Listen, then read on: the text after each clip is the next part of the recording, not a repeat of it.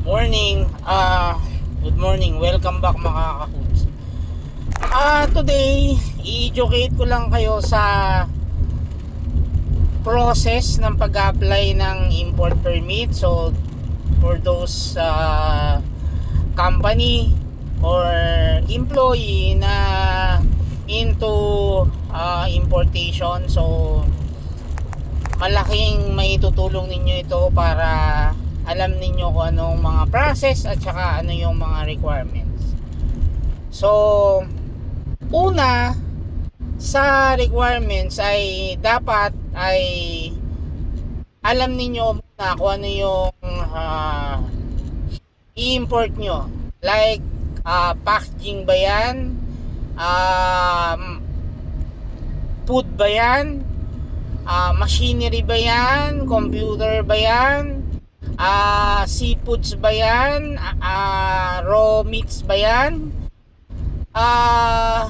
Or kahit ano, o paper, bakal, so may mga ganon, or chemicals like fertilizer or cleaning materials, pesticide, mga ganon.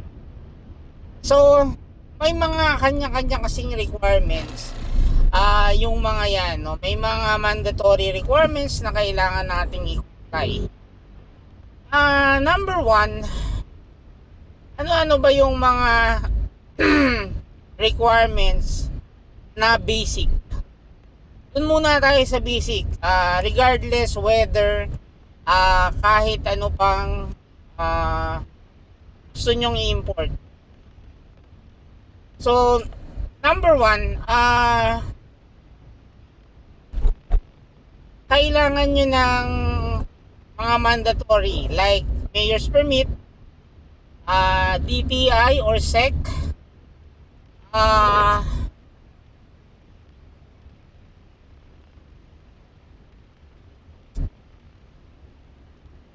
kung sole proprietorship kayo, ay hindi nyo na kailangan ng secretary certificate, because yung secretary certificate ay only requires for the company na yung either cooperative or corporation. So, ano ba yung laman ng secretary certificate? Secretary certificate ay, of course, from the word itself, in-issue siya ng secretary ng cooperative or nung corporation during normally nagkakaroon ng emergency meeting yung mga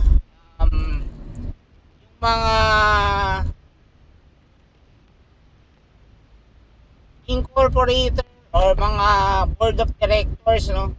Nagkakaroon sila ng meeting at isa yun sa nadidiscuss doon sa meeting na mag-a-apply sila ng ganito, ng ganyan, tapos i-authorize nila yung somebody from the company to represent the company. So normally inaalaw nila yung isang tao na mag-process nung lahat-lahat for the company, for the corporation or cooperative.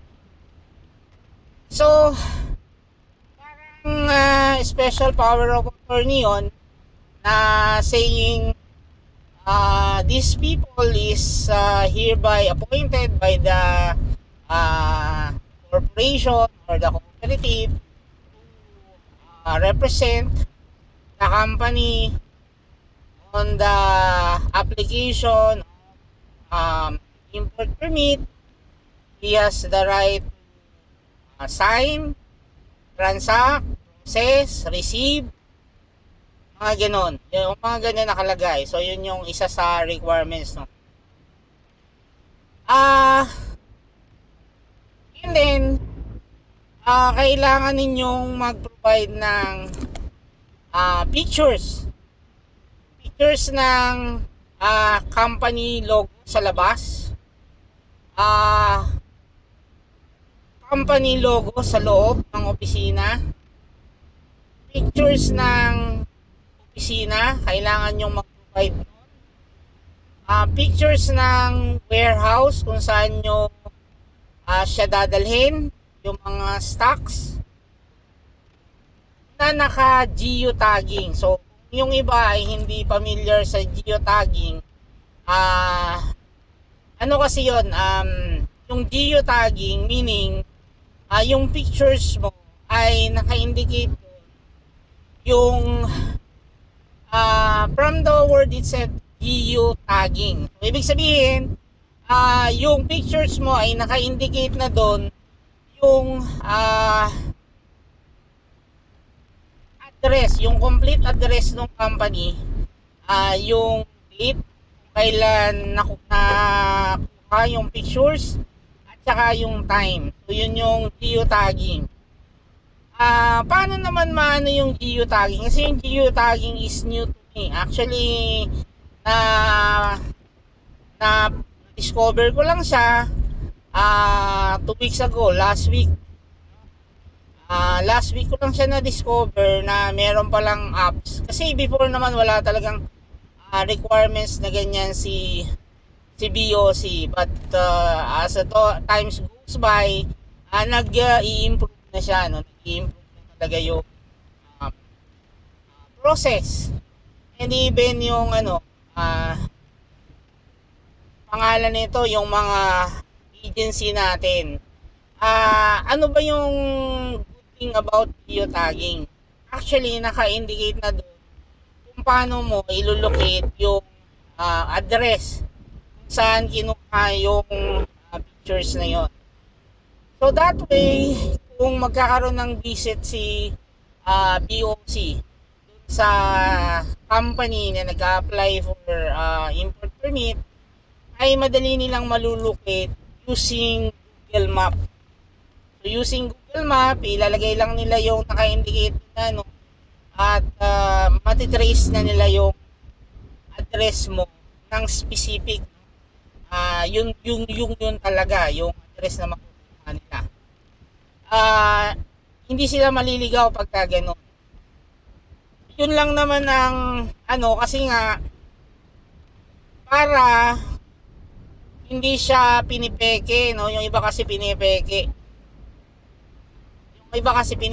Yung mga address nila, yung kasi yun ay counter nila measure dun sa mga fake or bogus company na nag-a-apply ng import permit tapos ang ginagawa naman ay smuggling. So that's one way na in-improve ng BOC para dun sa application. So, ayun, nakapag-submit na kami ng photos ng geotagging. Pagkatapos, yung pictures naman ng logo ng company. Halimbawa, meron siyang normally, di ba, meron tayong mga nakalagay dyan. Halimbawa, yung pangalan ng company nakalagay doon sa labas ng gate at nakalagay din doon sa loob ng opisina. So, yung pagpasok sa opisina ay dapat makita yung company name or company logo and name. So yun yung isa sa requirements ni BOC ngayon. At hindi ubra doon yung mga parang pwede mong i-detach anytime. So ayaw nila yung mga tarpaulin, ayaw nila yon. Ang gusto nila ay yung it's either gawa sa bakal, gawa sa Panaplex, or gawa sa kung anong bagay na medyo ginastusan. Kasi nga naman, kung ano lang yun, kung tarpaulin lang yun, ay pwede mong ipagawa yun anytime, at tanggalin din pagkatapos mo mapicturan. Ibig sabihin, pwede kang mag-rent ng isang opisina for a week or a month, tapos lalagyan mo lang ng ganon, and later on, pagka natapos na yung application mo at na-issue na sa'yo yung import permit, ay pwede mo nang i-vacate yung location kung saan mo temporarily na nirent para doon na lang sa application ng ano. Purposely, nirentahan mo siya para doon sa application ng import permit. That way, parang bogus yun. Bogus company yun. At yun yung probably piniprevent ng DOC na mangyari. That's why ayaw nila ng tarpaulin. And then, yung mayor's permit mo,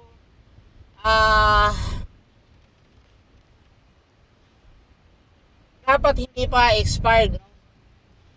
And then yung application naman nung magsasubmit ka rin ng ID nung tao na inauthorize ng company na mag-process ng import permit. So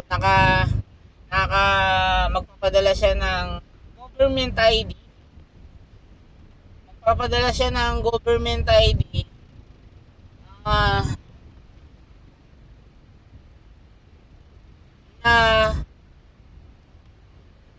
Merong yung government ID like yung driver license, SSS, pag-ibig, mga ganyan. Photocopy nun. Tapos meron siyang signature na tatlo dun sa gilid na hindi siya photocopy yung signature, original signature.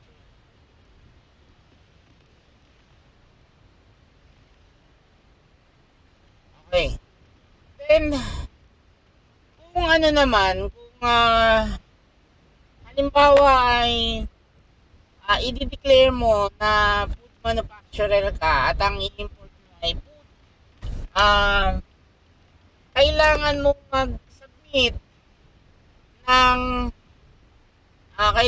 mag-submit ng FDA registration or the Food and Drugs Administration certification at food industry. Kung hindi naman ay hindi na kailangan. And then after na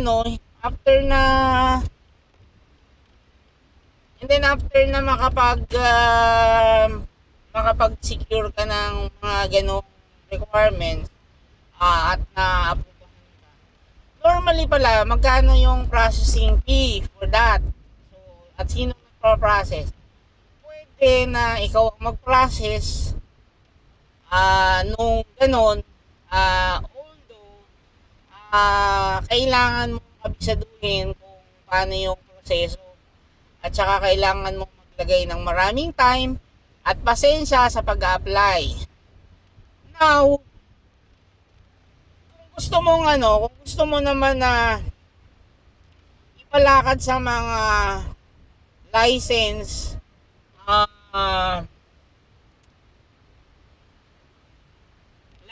na mga tawag dito, mga forwarder, mga broker, pwede naman na ipaano mo. At ngayon, ang bayaran doon ay 25,000. Naka-fix sa 25,000 yun. Tapos, depende yun kung yung normal na processing ay tatagal ng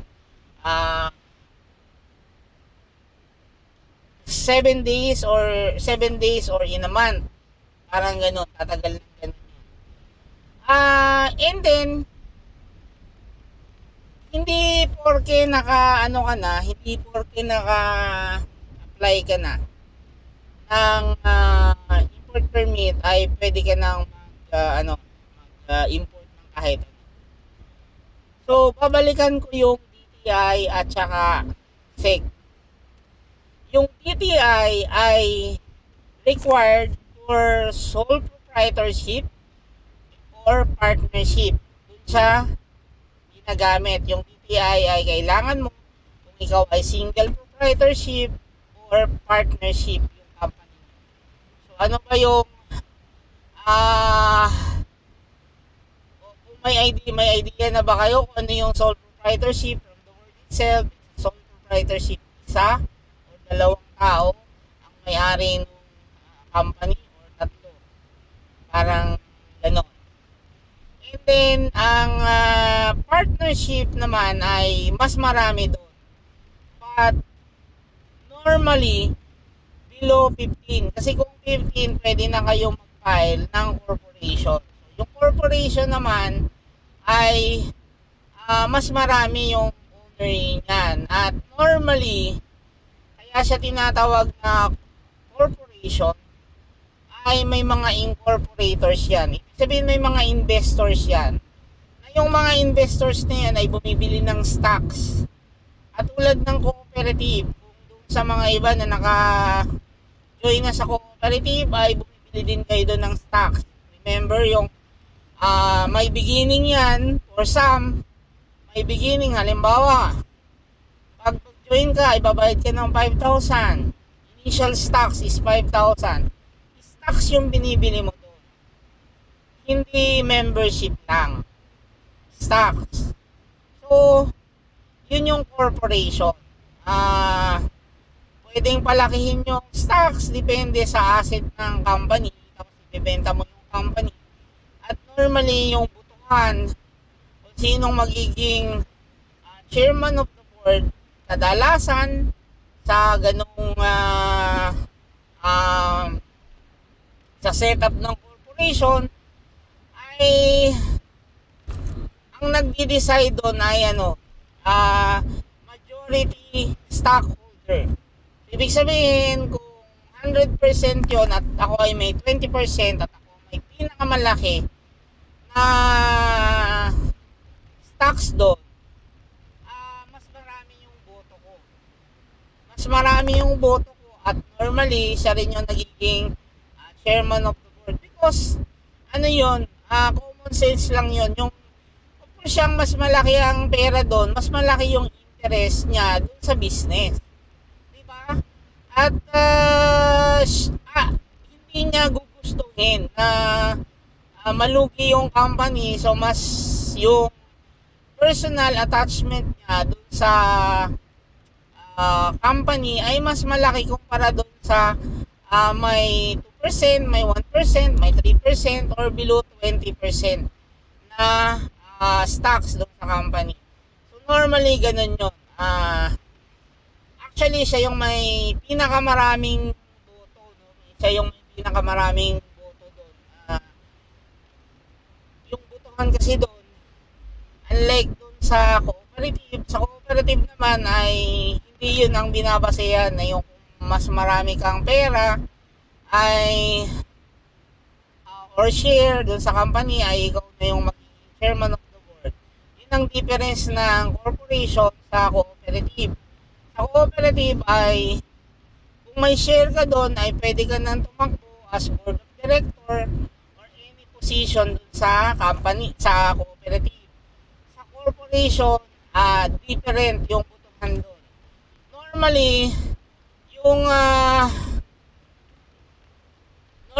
mga may malaking share ay mas marami silang boto as compared doon sa mas maliit ang not necessarily din naman na yung may malaking share doon ay siyang magiging board of director. Hindi rin ganon. Kasi kung ayaw naman din niya na humawak doon, ay pwede naman. Ang gagawin lang niya ay ibibigay yung boto doon sa tao na pinagkakatiwalaan niya. Doon niya ibibigay. So, ganun naman yung mangyayari sa corporation. So, yun yung difference ng corporation at saka cooperative. So, balikan ko lang na pagka food industry ay kailangan mo ng FDA. Diba? Ngayon, kung chemicals company ka naman ay kailangan mo naman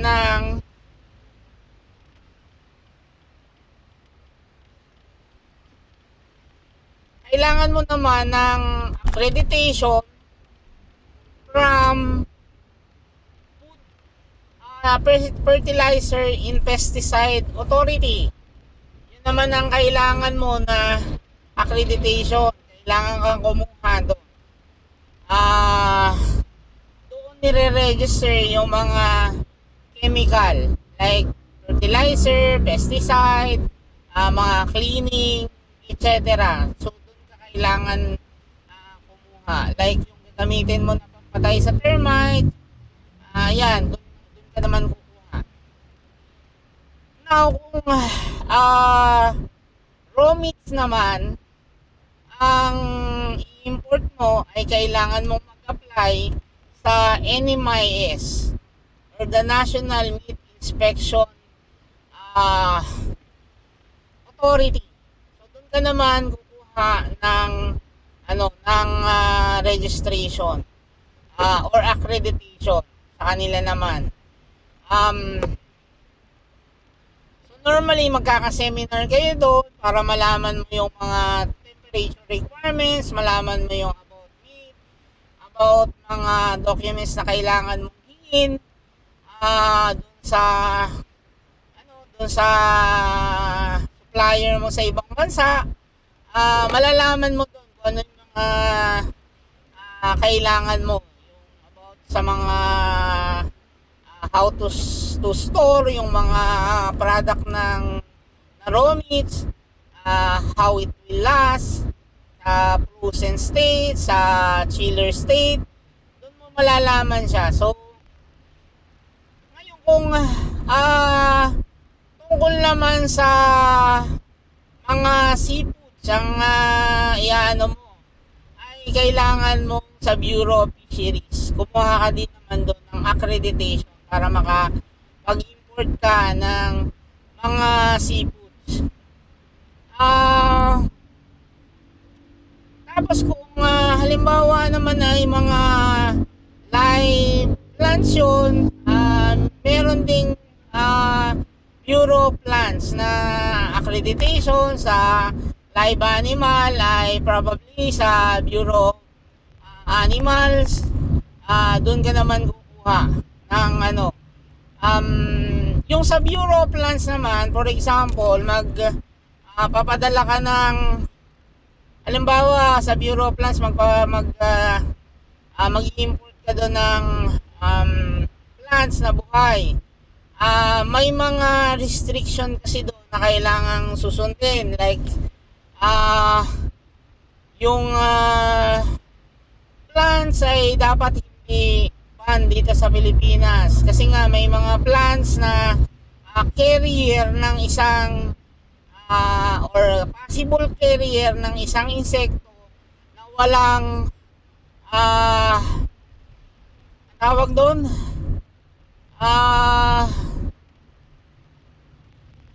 walang something na re-regulate doon sa kanilang population, like for instance, halimbawa may yung kung ano nyo ay may nabasa kayo yung frog, diba? May isang frog na nadala dito sa Pilipinas, tapos merong isang klase ng snake na kumakain sa frog na yun na wala dito sa Pilipinas. So yun yung magiging problema. Ang mangyayari, dadami yung population niya, walang magkukontrol, walang magbabawas.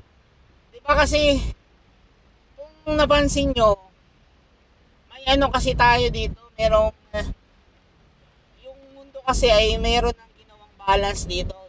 Yung halimbawa, para hindi dumami yung population ng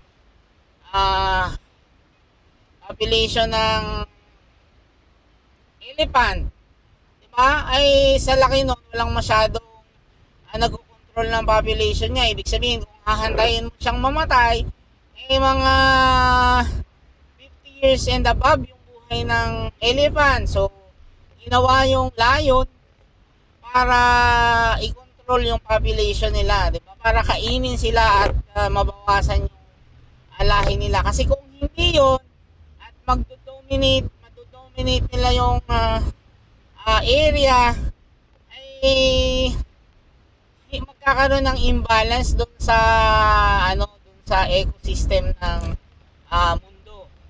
So mga ganon. Kaya kung bakit kumukuha sa kung saan department, dahil sila yung alam kung anong magiging effect, or napag-aralan nila kung anong magiging effect ng mga gagawin natin. Like kung mag-import ka naman ng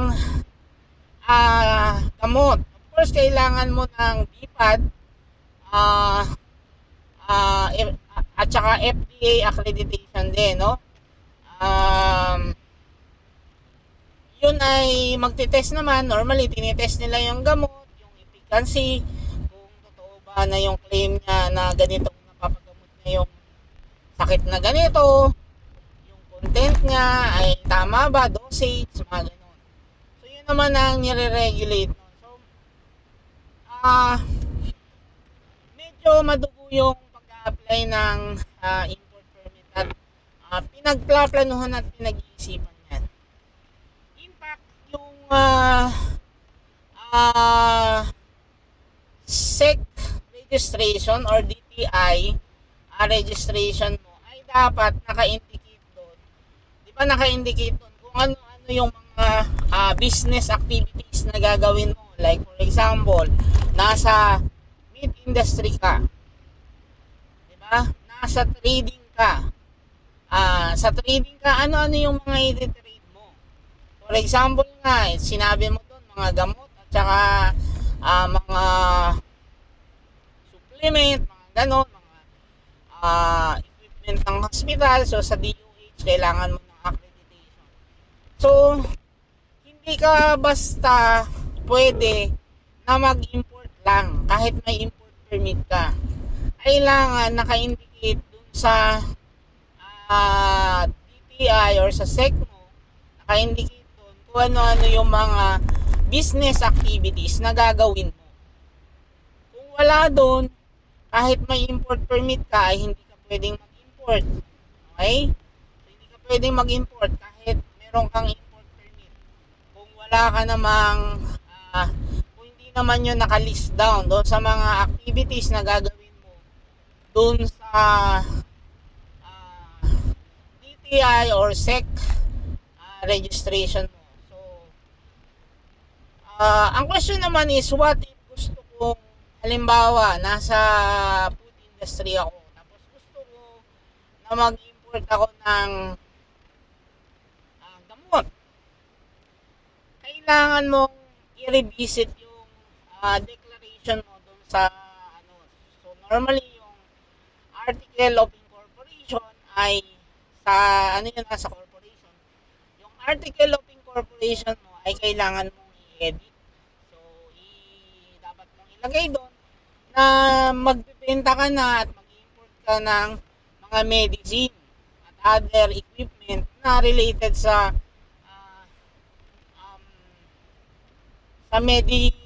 medical supply. So, ganun. Kailangan mong i-edit.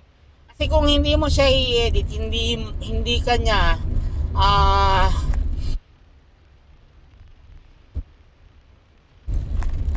hindi mo siya pwedeng i-import, no. Tapos kung yung product naman na i-import mo ay say ibebenta mo na sa market lang, kailangan mo mag-apply sa FDA ng certification at clearance, yung CPR. Kailangan mo mag-apply ng CPR or the Certificate of Product Registration. Kailangan ipa-register mo yung i-import mo. At may mga requirements kasi doon para makapag-import ka ng anything. Meron daw mga requirements like yung labeling, kailangan pag na-check na yun ng DTI ay yung labeling dapat mga naka-indicate yung imported by ganito from ganyan. May mga ganong requirements na kailangan mong i-comply. And then kung ang import mo naman ay gagamitin mo sa production, hindi mo na kailangan ng CPR or the Certificate of Product Registration. Ang kailangan mo na lang doon is i-add source. So, yun naman ang kukuhanin mo. Ipapa-add source mo yung items na i-import mo. Ibig sabihin, kailan ba ginagamit yung ad source? Yung ad source ay ginagamit lang kung ipoproduce mo yung item, no? Hindi siya basta-basta ibebenta mo lang.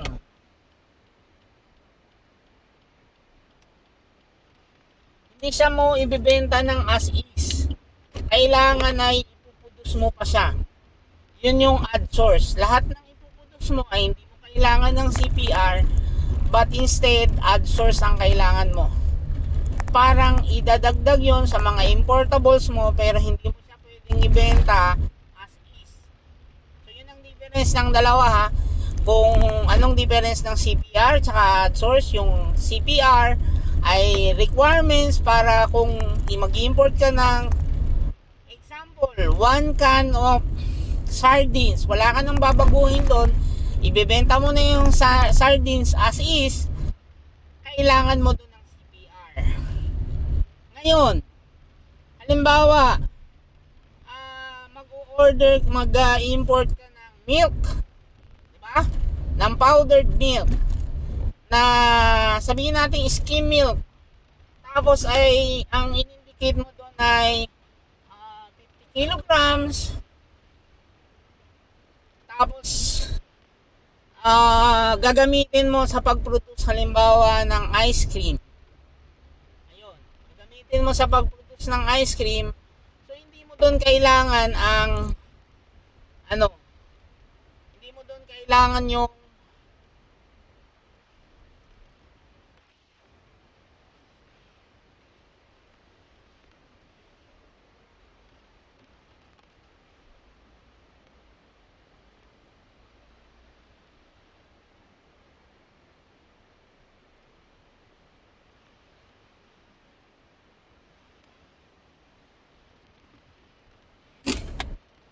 sa ice cream, hindi mo kailangan doon ng CPR. Kasi nga, hindi mo naman ibebenta as is yung skim milk. Instead, gagawin mo siyang soft serve. Diba? So, ice cream. So, mo pa siya. Ipuproduce mo pa siya. So, yun yung mga dapat i-consider kung gusto mo mag-import ng anything. So, dapat pag-isipan at pagplanuhan. Tapos, hingi tayo ng advices from broker kung ano. Normally, alam na nila kung anong processing. So, yun namang mga application ng mga NMIS, mga DOH, mga BIPAR, BIPAD, Bureau of Animal. Pwede rin yan i-apply ng mga broker at saka mga forwarder at the rate of 5,000 pesos each. Doon sa mga yun palang sugar, kung mag-apply ka rin ng sugar or rice, of course, kailangan mo ng accreditation ng SNFA. Yun namang sa sugar ay kailangan mo ng SRA, Sugar Regulatory na permit. So, yun yung mga requirements doon. Dahil yun ay mga controlled items, no? Ayaw na kasi nila na magiging kalaban pa natin sa gagawin natin yung mga local producer natin, local farmers, local fishermen. So, yun yung mga iniiwasan doon. Normally, yung mga ini-import na gano'n ay for the industry except for trading. So, yun na lang muna, and kung may tanong kayo, PM lang kayo at sagutin ko once na nabasa ko. So, yun lang. Good morning. Thank you. Bye.